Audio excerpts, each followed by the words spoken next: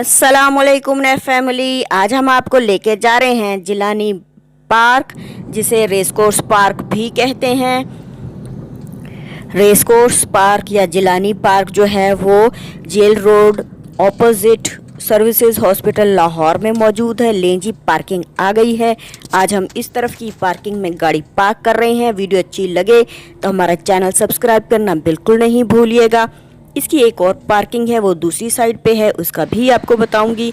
ये park open हुआ 3 अक्टूबर 1985 को और इसको बनाने वाले थे गवर्नर गुलाम जिलानी खान। उन्हीं के नाम से इसे जिलानी पार्क कहा जाता है। आजकल यहाँ हो रहा था स्प्रिंग फेस्टिवल, तो मैंने सोचा आपके लिए उस फेस्टिवल के कुछ अच्छे से नज़ारे रिकॉर्ड किए जाएं। तो ये जो पार्क है ये 88 एकड़ के रकबे पर मुश्तमिल है, बहुत वसी है। और ये जो था, आज इस फेस्टिवल का लास्ट डे था। बहुत से स्टॉल्स जो थे वो तो बंद कर दिए गए थे और कुछ बंद हो रहे थे। चले मैं आपको साथ साथ मनाजिर दिखाती हूँ। देखें, यहाँ बच्चे झूले ले रहे हैं। ये परमानेंट जो झूले हैं वो हैं, और ये हैं जो वक्ती तौर पर लगाए जाते हैं और इन्हें हटा लिया जाता है। ये जिस तरफ बड़ी सी शिप मैंने दिखाई थी, वहाँ पर दूसरा जो है वो पार्किंग एरिया मौजूद है। और ये देखें, ये स्टॉल्स लगे हुए हैं। इस स्प्रिंग फेस्टिवल में हर तरह के स्टॉल्स मौजूद होते हैं। ज्वेलरी भी, क्रॉकरी भी, ड्रेसेस भी, जूते भी, बैग्स भी, लकड़ी के जो हैं आर्टिफिशियल चीज़ें बनी होती हैं वो भी। तो देखिए, मैं आ गई हूँ एक हैंडीक्राफ्ट के स्टॉल पर। यहाँ पर मैं ढूंढ रही थी अपने कुरान मजीद के लिए रेल, पर मुझे रेल नहीं मिली। इनके पास भी एक ये बॉक्स स्टाइल में मौजूद थी जो मैंने नहीं लेनी थी। यहाँ से हम दूसरे स्टॉल की तरफ मूव हो गए। ये है, देखिए, मुल्तानी नीले और सफ़ेद मिट्टी के बर्तन बहुत प्यारे लगते हैं डेकोरेशन में, और यूज़ में भी लोग इन्हें लाते हैं, इस्तेमाल करते हैं, अच्छे लगते हैं। स्टॉल ऑलमोस्ट बंद हो चुके थे क्योंकि मैंने बताया ना कि ये लास्ट डे था। और थोड़ी देर के बाद देखा तो यहाँ पर बिल्कुल स्टॉल्स को बंद करवाने लगे और एक पुलिस की वैन आ गई। उन्होंने कहा कि जो स्टॉल बंद नहीं करेगा उसको हम अपनी गाड़ी में बिठा के साथ ले जाएंगे। तो सब स्टॉल जो थे वो उन्होंने बंद करवा दिए। और ये था कतलम्मा और देसी फूड। हमने कहा चलो ये खाते हैं, मज़े लेते हैं। तो हमने कुछ अंदर से लिए और लिया कतलम्मा। कतलम्मे को उन्होंने फ़ौरन से हमें रीहीट करके दे दिया। किस किस को कतलम्मा पसंद है कमेंट में ज़रूर बताइएगा। और ये एक छोटा सा मिट्टी के बर्तनों का स्टॉल था। यहाँ देखकर बहुत अच्छी चीज़ें, दिल खुश हुआ कि अभी भी मिट्टी के बर्तन बनाने वाले कारीगर मौजूद हैं। और ये है इसकी आर्टिफिशियल वाटरफॉल, जिसके लिए ये पार्क मशहूर है। बहुत प्यारा लगता है जब ये वाटरफॉल चल रहा होता है। ये हर टाइम नहीं चलता, इसे वक्तन फ़वक्तन चलाते और बंद करते हैं। यहाँ पर परिंदे ऊपर बैठे हुए पानी पीते, पानी में नहाते बहुत खूबसूरत लगते हैं। लोग भी करीब खड़े होकर तस्वीरें बनवाते हैं। जॉगिंग ट्रैक भी 1.8 माइल्स का यहाँ पर मौजूद है। हर साल इस पार्क में फूलों की नुमाइश भी लगती है, जिसमें मुख्तलिफ़ शोबा ज़िंदगी के लोग जो हैं वो मुख्तलिफ़ किस्म की डेकोरेशन बनाते हैं और प्राइज़ विन करते हैं।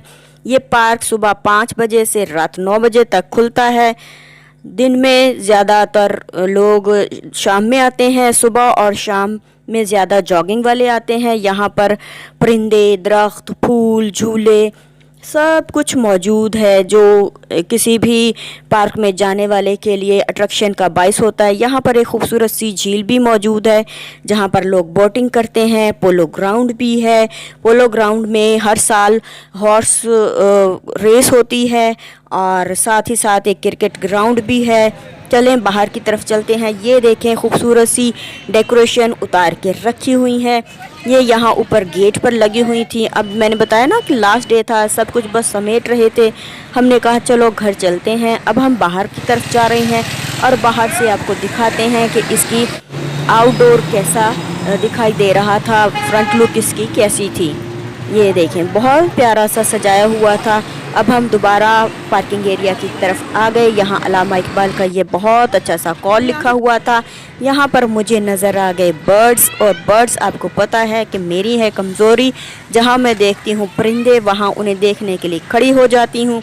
और सबसे बड़ी बात, एक नाचते हुए मोर ने मेरे पैरों को रोक लिया और मैं उसे देखने में हो गई महव। मैंने कहा जब तक गाड़ी आती है मैं यहीं खड़ी होकर परिंदों को एंजॉय करती हूँ और इनकी खूबसूरत हरकत और सकनात जो हैं वो नोट करती हूँ।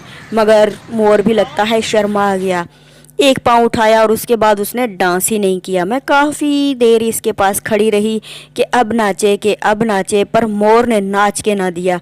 ये देखें, बिल्कुल स्टिल हो गया। पर मैं भी यहाँ जमी रही कि अब नाचेगा। अचानक मैंने देखा दूसरा मोर जो है वो दुम फैला रहा था। मैंने कहा शायद ये नाचने लगा है। मैं पहले मोर के करीब आई और सोचा कि दूसरे मोर को भी देखती हूँ कि कैसे करता है, पर ना पहला मोर डांस करने में अगला स्टेप ले रहा था, ना दूसरा मोर हिल रहा था। फिर थोड़ी देर के बाद इस मोर ने अपनी दुम खोलनी शुरू की। मैंने कहा लो जी, वो नहीं नाचता तो चलो ये ही नाच लेगा। मैंने कहा एंगल बदलती हूँ, सामने से आती हूँ और देखती हूँ कि ये मोर कैसे डांस करता है। ये तो शाख पे बैठा है, पर इसने भी नाचना नहीं शुरू किया बल्कि ये खुजा रहा था। मैं समझी ये नाचने लगा है, पर नहीं, ये खुजा रहा था। लेकिन देखिए कितनी प्यारी इसकी दुम थी। माशाल्लाह, अल्लाह ने कितने खूबसूरत परिंदे बना रखे हैं। कुछ देर में खड़ी देखती रही और अल्लाह की बनाई हुई इस खूबसूरत सी मखलूक को, अल्लाह का एक अच्छा सा खूबसूरत सा तोहफ़ा दुनिया के लिए समझ के देखती रही और अल्लाह की बनाई हुई खूबसूरत चीज़ को देख के सराहती रही। फिर मैंने सोचा कि बाकी परिंदों को भी देखूं आगे कौन कौन से परिंदे बंद हैं। ये दूसरे केज में भी मोर था और एक मोरनी पता नहीं क्यों उदासी गर्दन झुकाए बैठी थी। और यहाँ पर ये मेरा ख़्याल है कि ये टर्कीज़ हैं। अगर ये टर्कीज़ नहीं हैं तो काइंडली बताइएगा जिस किसी को इसका नाम आता हो कि इस परिंदे को क्या कहते हैं। इसकी गर्दन पे ये लटकती हुई झिल्ली ऐसे लगता था कि जैसे ड्रैगन टाइप हैं ये, और मुंह भी इनके बहुत मोटे मोटे से थे। हमारी वीडियो आज की अगर आपको अच्छी लगे तो लाइक, शेयर और कमेंट करना बिल्कुल नहीं भूलिएगा।